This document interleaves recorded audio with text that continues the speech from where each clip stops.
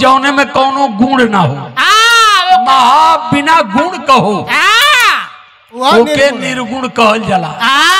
एको पैसा न सच्चाई कहला कि हाई नैहर हो हाउ ससुरार या नैहर से ससुरारी जाए के निर्गुण में बतावला ना। आदमी यही पैदा भयल यही मर गया, यही कमैले खैले कुल यही भयल, लेकिन का बतावल गयल कि नैहर हाउ ससुरारी हो। कौन ससुरा गयल वहां आज ले कोनो प्रमाणे न मिला। पंडित जी लोग कहला कि मरले के बाद मुक्ति हुई, स्वर्ग नरक। टंडन बाबू हमारा गा रहा था, उन्होंने बताया थोड़ा सापेक्ष में, आदमी मरला तो हर आदमी अच्छा आदमी बढ़िया काम काहे कराला कि हम मरले के बाद स्वर्गे जाई, नरक में न जा।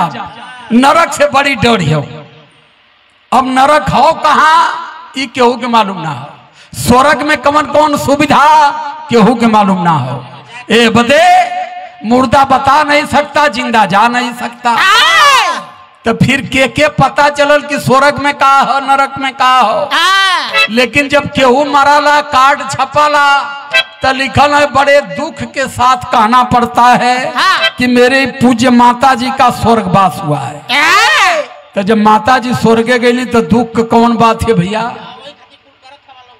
ये न कहे जाए कि बड़े हर्ष के साथ लिखना पड़ रहा है कि हमारी माता जी का स्वर्गवास हुआ है, हमारी माँ का नरकवास हुआ ही नहीं।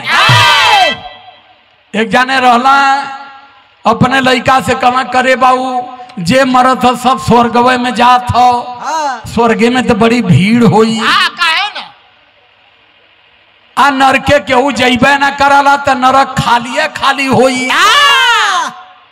तो एक काम कर बेटा हमके नरके भेज, चूंकि यही रहना है लड़ा भीड़ा वाला रहा, दट्ठे भैंस पल्ले रहा, कहना वही जे जाई वही नरके में अपन तनी खुला रही, अपन घूमब टहरब।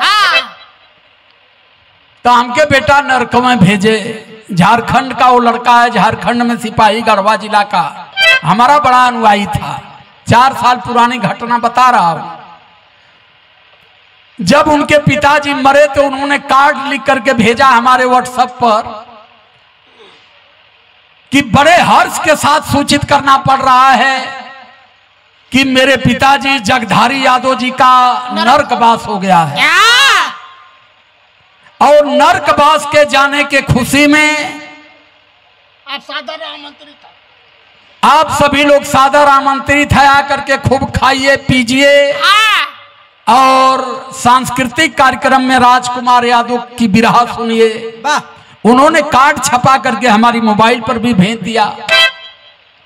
तो अब चूंकि देखिए सुनते सुनते जैसे सर बैठे हैं, कितना बड़ा परिवर्तन हुआ कि गैंचा से शंकर भगवान के तोड़ के फेंक देना, उस तरीके से उसके अंदर परिवर्तन हुआ। जब हम देखे तो हम फोन किए तो कहा गुरुजी ही कहते हैं, कहा गुरुजी आपको बतिया दिमागवा में इतना हल गई हो कि अब आप कह दाई गढ़वा में आई बा, अब यहाँ आपका मूवमेंट हम शुरू कैले हैं।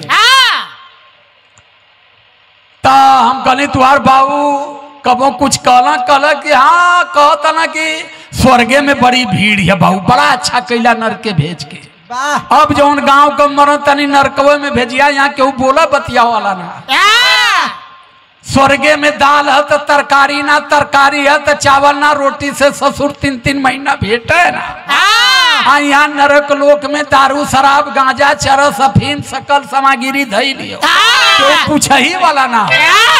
अब अकेला हम का करी, यहाँ दूध दही क्यों पूछ ही वाला ना, थरो। तो ये भैया स्वर्ग के बारे में कम सोच के तनी नरक के बारे में भी सोचा। जगाए देना अमित शाह जी कहला कि अगर जितना अम्बेडकर करते हो उतना राम राम करते तो 7 पीढ़ी स्वर्ग में होती। देखे होंगे आप लोग, हमने वीडियो छोड़ा, हम गए तो तुम एक काम करो कि गृह मंत्रालय छोड़ो, और जा करके स्वर्ग में वास करो और इस नरक में हम लोगों को रहने दो। हम तो अपना स्वर्ग बाबा साहब अम्बेडकर की चौड़ों में ही मानते हैं। बाबा साहब अम्बेडकर की वजह से तुम्हारे जैसा तारीपार आज गृह मंत्री बना बैठा है और तुम राम राम के चक्कर में पड़े हो। इस समाज को राम की परिभाषा सिखा रहे हो, मलाई तुम खींच रहे हो और लोगों को कह रहे कि राम राम करो। तो भैया तुम राम राम करो, राम तुमको मुबारक हो। हमारे लिए बाबा साहब अम्बेडकर ही बहुत हैं। और उस नरक लोक में गृह मंत्रालय में क्या कर रहे हो भाई? निकल जाओ वहां से, स्वर्ग में जाओ। वो मैं यही चमार के गृह मंत्रालय में रहेगा, हमारा नरक भोगल जाइए। इनकी बातों का अगर सटीक जवाब हर समय नहीं दिया गया तो ये जानते रहेंगे कि अभी भी ये समाज बेचारा नहीं समझ पा रहा है।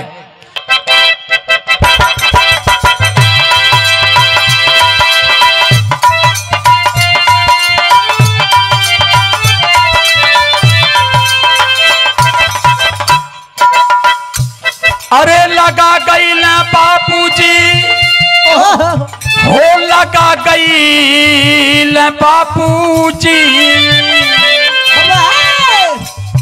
हरी भरी बगिया लगा गई ना बापूजी।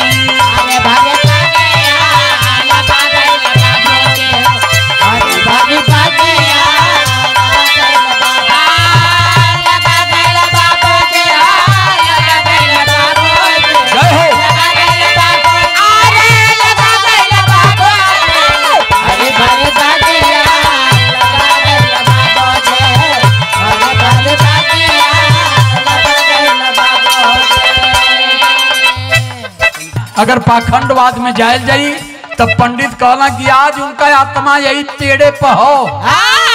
वो देखत है कि के का करत हो। तब बहू हई, बिटिया हई, पतो हई, गांव पूरा के 20 रुपया 25 रुपया 50 रुपया धर गोड़ धरेली कि उनका आत्मा निहारत हो कि देखा हाई हाई देते। वो कुल भूलवाई के पैसा लेना। और हम सत्य बात कहते हैं, समाज हमारा इसी में फंस गया और वो सब इसी में आगे निकल गए।